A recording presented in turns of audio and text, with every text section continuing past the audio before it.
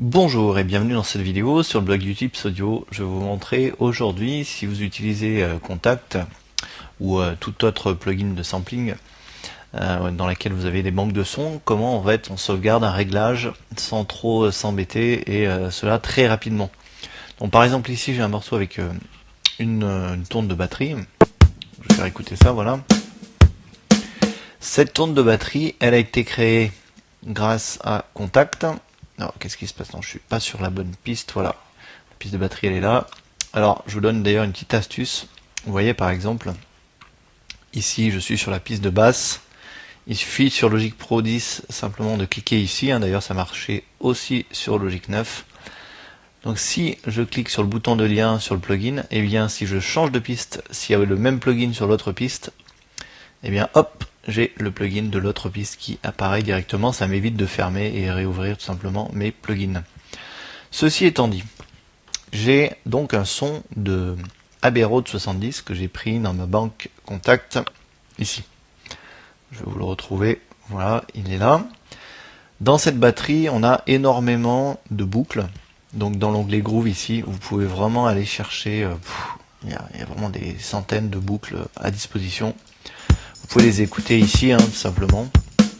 Donc il y en a pour tous les goûts, dans tous les styles. Une fois que vous avez trouvé votre boucle, vous pouvez affiner votre son de batterie. Vous voyez, là on a un son de batterie de base. On a plusieurs presets de son de batterie. Donc par exemple ici, la même boucle sera jouée avec un autre son. Alors je rentre pas trop dans les détails, mais grosso modo, quand vous changez ici de preset, ça change toute la configuration des tranches de console de votre batterie dans le multi-sortie de Contact. Donc ici, je peux mettre un EQ, un compresseur, etc. Sur la grosse caisse, sur la caisse claire, etc. J'ai aussi des overheads, les reverbs, la room, bon bref. Tout ça pour dire que, en fait, si vous personnalisez légèrement votre son de batterie, par exemple, voilà, je règle mes niveaux, grosse caisse, caisse claire, etc. Comment sauvegarder ce travail-là pour pouvoir, d'une part, ne pas le perdre, et d'autre part, le réutiliser éventuellement dans d'autres morceaux. Alors, on a la possibilité d'aller ici dans le menu File et de sauver notre instrument Contact, mais c'est pas très pratique. Il va nous enregistrer ça, vous voyez, dans le menu des banques. Bon, moi, je trouve pas ça très ergonomique. Je préfère utiliser les presets de tranche de Logic, et pour ça, c'est très facile. Il suffit de lui dire, tout simplement. Alors là, vous voyez, j'ai un delay. Je vais l'enlever. Alors, pour le coup, vous pourriez aussi avoir un EQ en bas, en plus de votre batterie. Mettons que sur votre batterie, voilà, vous avez mis un petit EQ, un réglage, voilà, qui vous plaît. Je sais pas moi, par exemple, quelque chose comme ça.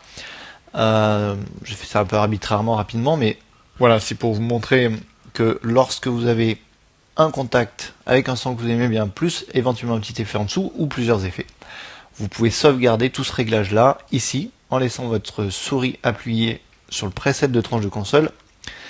Et vous pouvez l'enregistrer comme ça. Ça va nous amener dans le dossier audio musique app.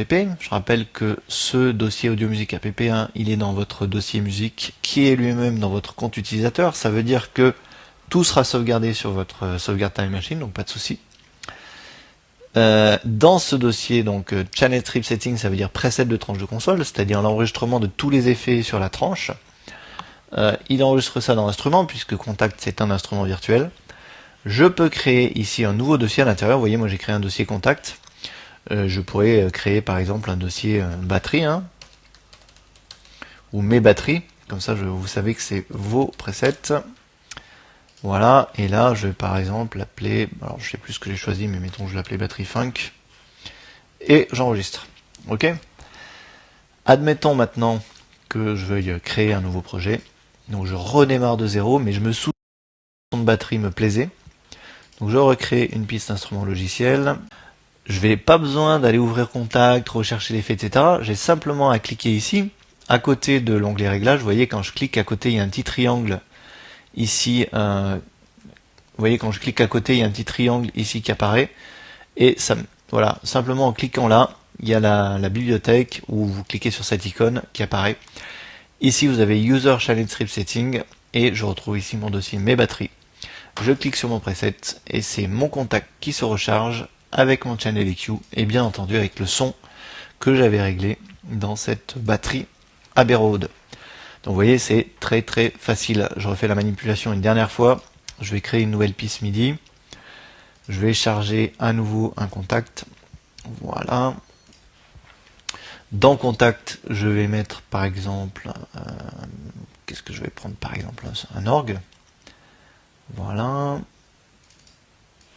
Je fais glisser un orgue. Admettons que voilà, je personnalise un peu le son de l'orgue. Je vais aller dans les amplis. Rajouter un peu d'attaque. Bon bref, voilà. Je fais un petit réglage. Je m'attarde pas là-dessus. C'est pas le but de ce tutoriel. Je veux sauvegarder ce réglage. Je vais ici enregistrer le réglage de range de console sous. Dans l'instrument, cette fois-ci, au lieu de mettre mes batteries, je vais marquer mes pianos. Ok. Et là, je vais marquer, par exemple, org vintage. Enregistré. Et si je recrée une nouvelle piste, même chose, user channel strip setting, mes pianos, org vintage, et il va me recharger mon orgue. C'est pas merveilleux. Voilà, donc je vous incite à travailler comme ça. D'une part, ça va vite. D'autre part, vous avez tous vos presets, quel que soit l'effet que vous utilisez d'ailleurs. Hein, ça peut être Contact, mais ça peut être Addictive Drum, ça peut être tout plugin en fait. Ça marche pour tout.